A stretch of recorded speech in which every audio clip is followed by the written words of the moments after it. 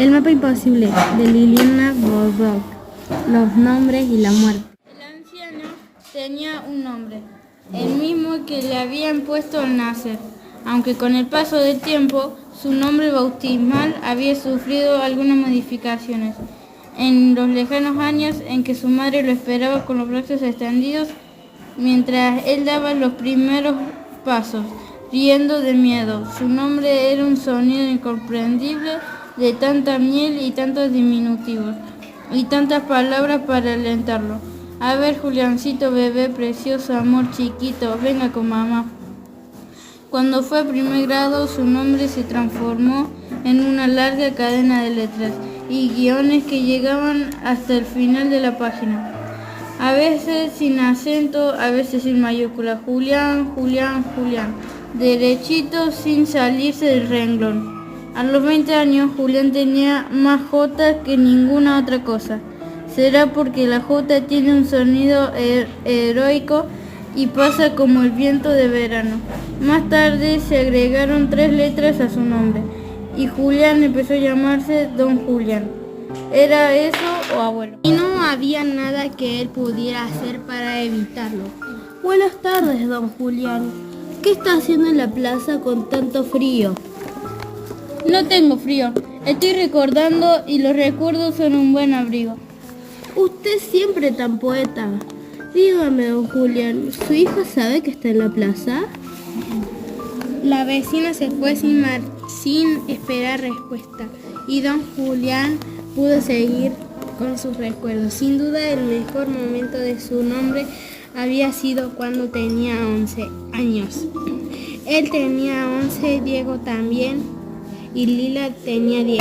10 para los 12, decía Lila, que utilizaba una lógica extraña. El anciano sentado en la plaza estaba pensando que aquel había sido el mejor momento porque entonces sus nombres sonaban como contraseñas, sonaban como alias de espías o bandidos.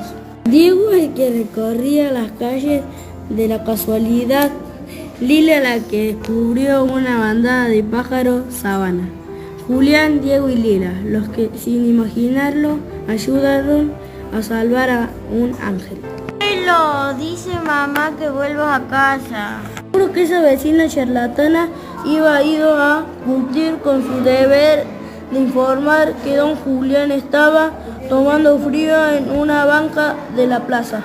Si tu madre dice que vuelva, entonces vuelvo. El abuelo y su nieta caminaron hasta la casa tomados de la mano. ¿Cómo me llamo?, preguntó el anciano. Abuelo, no te estoy preguntando cómo me llamas vos, sino cómo me llamo en verdad. Eso, don Julián. Apenas don Julián entró a su habitación, buscó el cuaderno a rayas. Hoy mismo tendré que hacerlo, murmuró. Lo que la anciana debía llevar a cabo era doloroso. Tenía que arrojar al fuego aquellos buenos años de su vida, y eso era como arrojar al fuego las trenzas de Lila, la mirada casi gris de Diego. Era como decirle a la muerte que ya podía desencillar. De todos modos, el feo asunto de quemar sus 11 años ya no podía demorarse. Don Julián cerró los ojos. Quería recordar por última vez el tiempo en el que había sido capaz de creer en lo que está más allá de las apariencias. Que el secreto muera con el último de nosotros, repitió en soledad de su habitación. Pero antes de hacer lo que estaba pensando, don Julián se distrajo recordando un viejo juramento.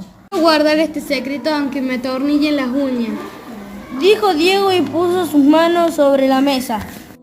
Quiero guardar este secreto aunque las trenzas se me llenen de hormigas coloradas, dijo Lila, poniendo sus manos sobre la de Diego. Juro guardar este secreto aunque me cosan los párpados con hilo y aguja, dijo Julián, y su mano cayó sobre la mano de Lila, sobre la mano de Diego y sobre la mesa. Y bien, dijo don Julián parado frente a la chimenea de su cuarto. Mis queridos amigos no están aquí. Me toca realizar esta última tarea. En ese momento para fortuna, de la ciencia y también de la magia para fortuna del conocimiento. Don Julián oyó a su nieta llamándolo. ¡Abuelo! Dice mamá que bajes a cenar. Ya voy. Dice que te apures porque se enfría la carne. ¿Qué pasa con la gente que tanto se asusta del frío? Cuidado con el frío de la plaza, cuidado con el frío de la cena. Don Julián movió la cabeza con desilusión. Cada día se convencía más de que había hecho bien en decir que las evidencias habían desaparecido sin dejar rastro. No era posible revelar semejante secreto a personas que se asustaban a algo tan simple y natural como el frío. Es una buena decisión, pensó. Iba a aprovechar el impulso de aquel pensamiento para hacer lo que había. Era urgente que inventara una mentira para sí mismo, se la contara y se la creyera.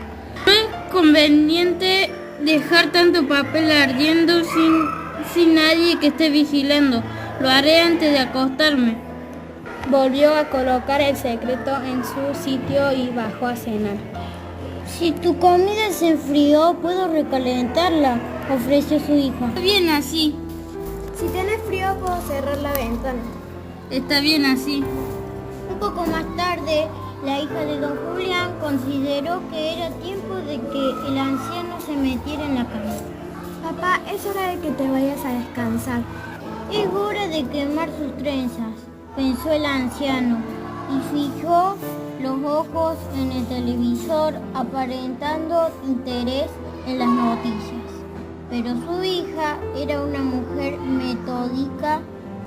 Papá, ¿me estás escuchando? Es hora de que te vayas a descansar. No estoy cansado. Papá, te estoy viendo la cara.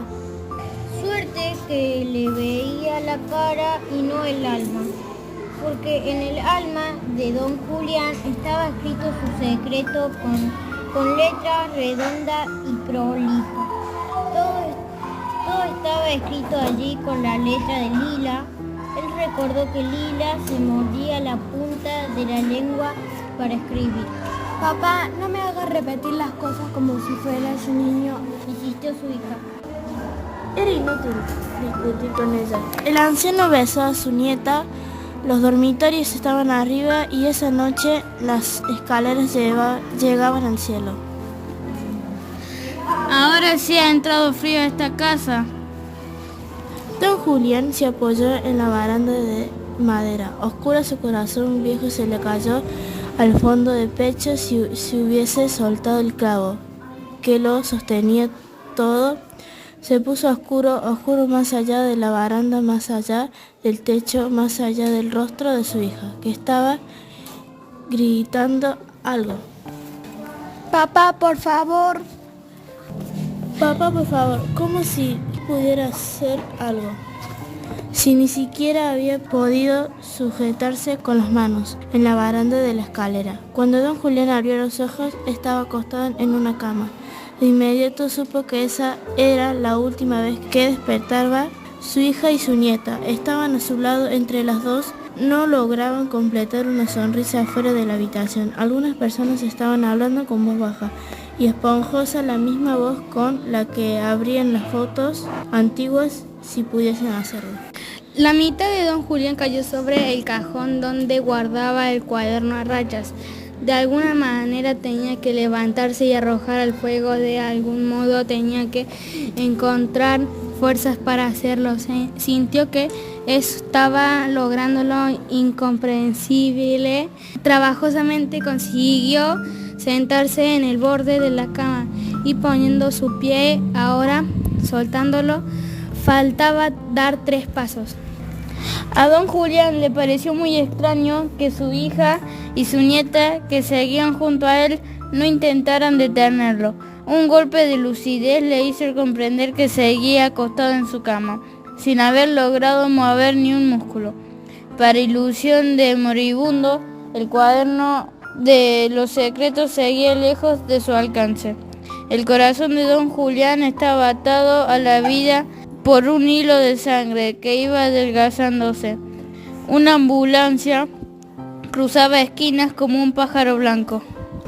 El secreto estaba a pocos pasos de su cama, pero el hilo de sangre no podía estirarse tanto. Don Julián quiso hablar con los ojos y quiso contar la historia de 3 niños y un secreto, y ya no pudo hacerlo. Tal vez debí contarlo antes, pensó. Escuchó la sirena de la ambulancia que llegaba. Su hija salió deprisa. En la habitación quedaron don Julián, su nieta y un delgadísimo hilo de sangre. Entonces sucedió algo imprevisto. Su nieta, igual que muchos años atrás, lo había hecho lila. Se acercó a su oído para hacerse entender. Yo leí tu cuaderno, abuelo. Lo leí muchas veces. No tengas miedo. A lo mejor la muerte también es un lugar y tiene plazas y tiene amigos. Tiene amigos, tiene amigos. Los pensamientos del anciano tardaban en tomar forma. Eran igual que figuras brumosas que andaban por su cabeza en cámara lenta. ¿Sería posible que su nieta fuera digna heredera del secreto? La habitación de don Julián se enfrió de pronto. La muerte se movía con la precisión de un enfermero y el hilo de sangre cada vez más delgado, hilo que casi ya no podía estirarse, que se hacía transparente donde iba a romperse, donde se rompió.